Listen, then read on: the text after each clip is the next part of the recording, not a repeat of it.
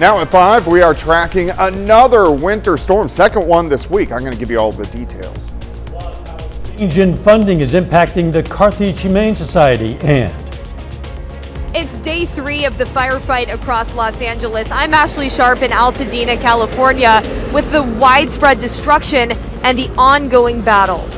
The 4 states' most watched news starts now. the snow is moving in and more is on the way. This is KOAM News at 5. I'm Dow Quick. Let's go straight to Chief Meteorologist Doug Heddy.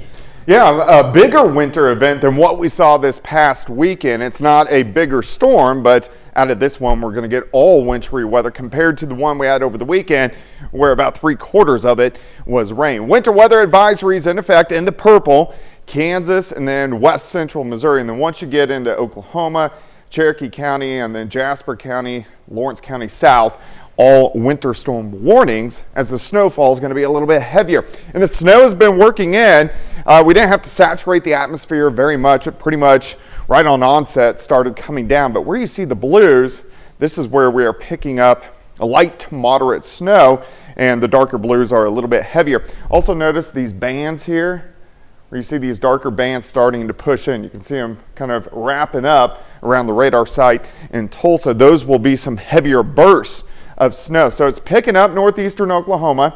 We still have light snow, Kansas. Hasn't really gotten going yet. Nevada, Lamar, Greenfield, Mount Vernon, but you will all get into the action as we go through the next couple hours. Already accumulating snow. You can really see from Independence to about Columbus to Miami. And of course, this is going to overtake the region. Let's walk through time. 8 p.m. temperatures near 30.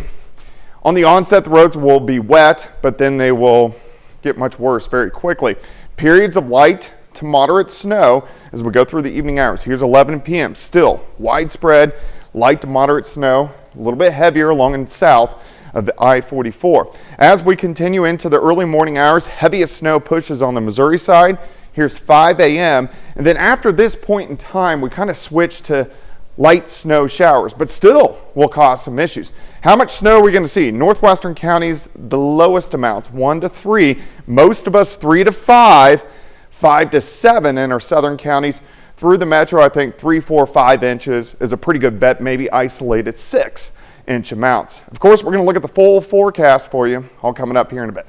We'll catch you soon. A house fire claims the life of a Pittsburgh resident. Fire crews responded to the fire on West 21st Street shortly after 6 this morning.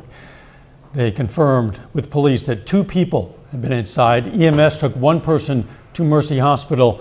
The other resident died at the scene.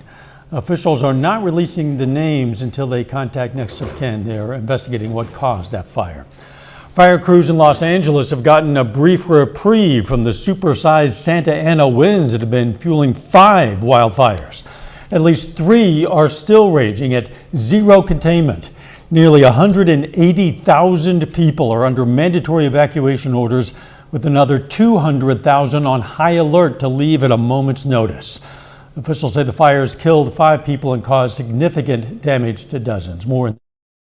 As far as the eye can see, nearly every home is destroyed in Pacific Palisades, where a wildfire still rages with zero containment. It was like a vortex of embers.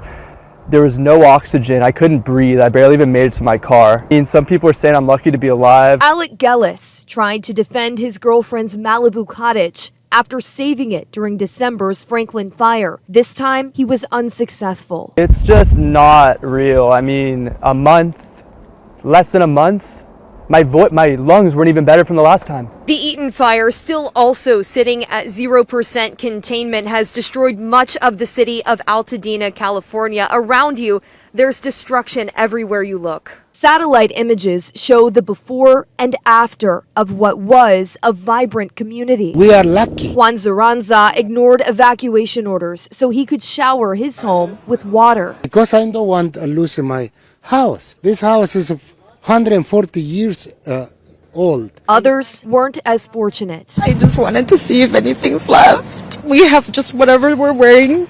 We're wearing the same thing for the last 2 days. 2 new fires broke out Wednesday night. The Sunset Fire erupted in Runyon Canyon Park in the legendary Hollywood Hills. Crews were able to stop its forward movement. Our house, it's You can tell it's next, and we're getting out. And over the hill in Studio City, a fire off Ventura Boulevard destroyed several homes before firefighters knocked it down. But the danger is far from over. We're throwing everything at this that we possibly can, and we're going to move through this and continue to support one another. While the Santa Ana winds have substantially diminished, another round is expected later today into Friday. Ashley Sharp, CBS News, Altadena, California. The official death toll remains at 5, but the coroner expects that to rise.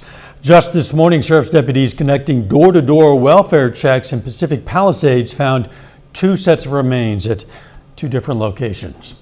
The Carthage Humane Society informed the city of Carthage this week that it's terminating its contract with the city. This cuts off city funding to the shelter and means the city can't surrender animals to the Humane Society without paying a $200 fee per animal. This comes after months-long discussions regarding funding concerns and the number of animals being turned into the shelter. According to the Humane Society, in 2024, the city of Carthage paid the society roughly $49,000, while their operating costs exceeded $570,000. The majority of our funding comes from the public. It comes from donations. And if the city's not bringing us over 30 animals a month, then our expenses won't be as high. The mayor of Carthage says the termination was unexpected and that there has been recent discussions about increasing funding. For now, the mayor says the city has not been picking up as many lost or stray animals as they discuss future options. The Missouri Southern Board of Governors has greenlit a significant investment in the future of the university's sports and events facilities. The board has approved the allocation of $2.1 million from university reserve funds for a comprehensive overhaul of the Leggett and Platt Athletic Center. This 25-year-old building has hosted more than 600 banquets, welcomed U.S. presidents, even served as a refuge during the 2011 Joplin tornado. It's now set for an upgrade as university leaders address its aging infrastructure. I have quite the history with the building as others in the community might. I certainly understand there's probably some fans and community members that will have that kind of feeling of nostalgia that they'll hate to see some of the things change. But again, at 25 years old, it was just time. It's time for the building to get those updates, and I'm Phase 1 of the renovations begins this summer with new bleachers, track field, and baseball court. Americans are observing a national day of mourning as the life of former President Jimmy Carter is celebrated in a state funeral. Carter's flag-draped casket left Capitol Hill for the last time, arriving at Washington National Cathedral for his state funeral. A number of dignitaries, including President Biden, delivered eulogies.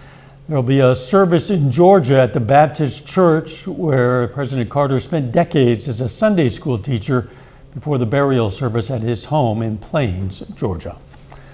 Still ahead, a new start for the new year. Many are starting the year off with sobriety. I'm Bradley Blackburn with the health benefits of dry January. Plus, the new specific vaccine now recommended for everyone age 50 and older. Those stories next in Health Watch. Topping today's Health Watch, the CDC is now recommending the pneumococcal vaccine for all adults age 50 or older. The vaccine, commonly called PCV, protects against the pneumococcal bacteria, which can cause pneumonia, meningitis, and bloodstream infections. The previous recommendation was only for adults 65 and older. This old-fashioned is a new recipe made from a non-alcoholic alternative. Many Americans are starting off this new year by focusing on sobriety. Dry January is where people make the choice to give up alcohol for the month. Bradley Blackburn has more. This old-fashioned is a new recipe made from a non-alcoholic alternative to whiskey. Julia and Reed Robinson are co-founders of an alcohol-free bottle shop in Richardson, Texas. I stopped drinking about 3.5 years ago. At first, Julie attempted to go dry-ish. I was going in with just a plan to still be a mindful drinker. I just started feeling so much better. My sleep was better. I had more clarity. And I thought, I'm just going to keep going. Their shop gets more customers this month as more people reflect on their relationship with alcohol in the new year. Jessica Benovic is a psychiatric nurse practitioner with the Cleveland Clinic. She says the health benefits of not drinking short term are huge. You immediately, patients feel better. Their sleep is improved, concentration, memory levels are better. Your blood pressure comes down, your cholesterol levels come down. We know alcohol is a depressant, so it immediately boosts your mood. It helps with anxiety and depressive symptoms. Research also shows people who take part in Dry January often change their habits year-round and lower their total consumption of alcohol. For those that are trying Dry January, but they find that they do have a drink, what's your advice? Yeah, that's a very common thing. A lot of patients feel like it's all or nothing, and it's not. I think any sobriety is better than no sobriety. If you slip, that's okay. Just start over tomorrow. There are also apps that can track your progress, even keeping count of how many calories you're not consuming. A nudge to nix the alcohol that may lead some to try a sober spring. Bradley Blackburn, CBS News, New York. Trends show that younger populations like Gen Z tend to drink less than older generations. The Surgeon General recently warned that alcohol use is a risk factor for several types of cancer. And that is a look at today's health news. A little bit later, homes of the not too distant future. An oven that will help you recognize what's inside of it and help you cook it. A microwave that speaks with your refrigerator. I'm Andres Gutierrez at CES 2025 in Las Vegas with a look at how AI is making your smart home smarter. And we have snow continuing to increase across the region. I'm going to give you all the details coming up. Well, of course, we have snow falling across most of the region, and this is going to continue to pick up as we go through the overnight hours. Nice shot of our Indigo Sky Casino and Resort in Indigo. The roads are just wet right now. Some of you, though, have already had a little bit of snowpack across the region. I just looked outside, so along Highway 69, still wet, but our parking lot is completely covered. Winter weather advisory in the purple: Independence, Chanute, Pittsburgh, Fort Scott, Nevada. Winter storm warning where the snow is going to be a little bit heavier. Cherokee County, Jasper County, and then points south into northwestern parts of Arkansas. Let's see what is going on. This leading edge isn't reaching the ground, but it only has snow on top of you for about 15 or 20 minutes. Atmosphere saturates. So here where we are seeing the little darker blues, that is where the snow is light to moderate, and you can see more blue is coming out of northeastern Oklahoma. I want you to also notice this banding here. So when these bands push in, we're going to have little pockets of moderate to heavy snow, and then it'll go back to light, and then another pocket of moderate to heavy snow. But most of us getting snow. So here's I-49, Nevada to Joplin, all the way down into northwestern Arkansas. See a little bit heavier Fort Scott, Girard, Pittsburgh, a little dry punch right through Parsons and parts of Independence. Let's go into northeastern parts of Oklahoma. Here's where some of those heavier bands starting to kick out. Veneta to Miami, Grove getting a pretty good band. And then still we have some light to moderate snow through the metro, Joplin, Carthage, and then starting to get going Lamar points northward. So this whole storm system pushing through. The main upper level low is down to our south, but look how far south this snow is. And as we go through the overnight hours for us tonight, we're going to just continue to get periods of light snow into tomorrow morning, and then we kind of switch over to light snow showers. So again, northwestern counties 1 to 3, most of us 3 to 5, but 5 to 7 once you get into our southern counties. And we're going to have at least a moderate impact of snow on the roadways. In fact, let's pull this out here. So roads kind of tricky next couple hours, and then they're bad all night long, all the way till about 8 a.m. And then once the road crews get on top of it, kind of back to tricky. But if you don't have to go out tonight, might as well stay in and enjoy the beautiful snow. 32 tomorrow, morning snow showers, still even any time during the day. We may get a few snow showers kind of spitting at us. 37 on Saturday, a few flurries Sunday, but look down the road, 50s return after a very cold week for us this week. We'll be glad to get down that road. In the meantime, we have to be careful as we're out on the roads currently. Absolutely. People need to stay in if they can. Yep. Thanks, Doug. You might be paying more in credit card fees than you realize. That's just ahead in Consumer Watch. Topping today's Consumer Watch, swiping your credit card might be costing you more than you realize. Industry experts say the fees charged to retailers by banks and credit card companies eats up a significant chunk of retailers' profit margins. The National Retail Federation says the interchange fee averages just over 2% of transactions for credit cards, but can be as much as 4% for some premium rewards cards. That cost is often now being passed on to the consumer. In the near future, robots might pick up after you, and your microwave could tell you how to cook. Andres Gutierrez tells us how AI is working to make the smart home smarter. And what you can do is actually tap this button here and get a live inventory of what is actually in your refrigerator. Samsung's latest smart refrigerator comes with artificial intelligence that does more than suggest a grocery list. We know that broccoli has a shelf life. What SmartThings Food can do is actually give you gentle nudges and encourage you to utilize those ingredients that are getting to the end of their shelf life. At CES in Las Vegas, countless companies are promoting their AI in their smart homes. LG calls their AI affectionate intelligence, including this microwave that can identify foods and tells you how to cook it. Through multiple sensors, it's going to sense the humidity and the texture of the food, and you just press start, and it'll give you a visual representation of what's going on inside. You can also utilize the cameras to turn your kitchen into a viral sensation. We have cameras everywhere, so as you're cooking in the over the range, you have the cooking surface. So this is perfect for anyone who's doing social media or you really want to capture your cooking method. For messy floors, Roborock rolled out a vacuum that doesn't dodge socks, it picks them up. CNET editor-at-large Bridget Carey got a first-hand look and says home robots are improving.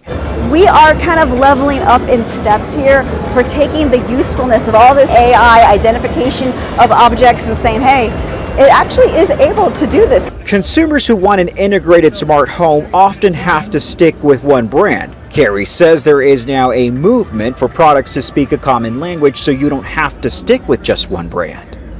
Can AI make all the devices not only work in harmony, but can we use AI to make it so the devices can have the decision-making power for you? That takes a lot of trust, but that's the dream at least. And tech companies are trying to make that dream become a reality.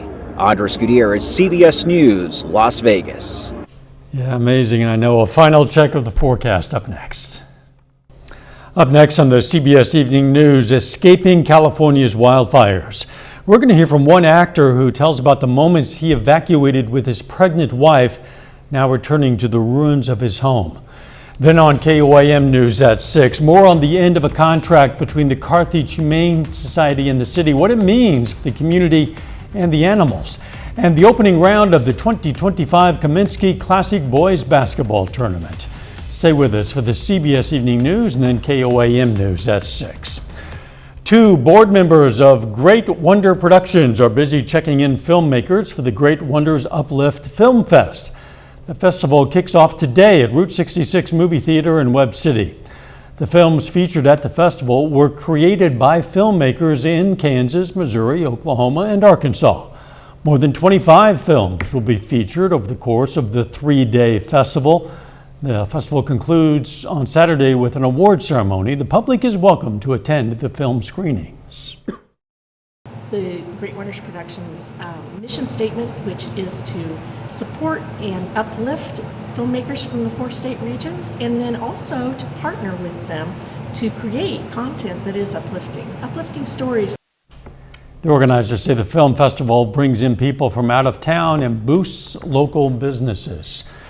Right now, you want to stay in if you can because the roads are going to be getting slick out there if they haven't already. Yeah, a lot of roads just wet right now, but they are starting to get tricky. So they are going to be tricky over the next couple hours, and then mainly after 8 or 9 p.m. they'll become bad through the morning hours, and then still, of course, slick spots throughout the daytime hours for us tomorrow. Temperatures for highs only 32, so we're not going to do a lot of melting tomorrow. Plus, we're going to have periods of snow showers throughout the day. Most of us are going to be 3 to 5 inches, but some isolated heavier amounts. So pretty good snow for us. Obviously, you'll keep us posted as necessary. Thanks for joining us. CBS Evening News is next. Of course, we're going to be right back here for KOAM News at 6. We'll see you then. Be careful out there, and let's make it a great evening.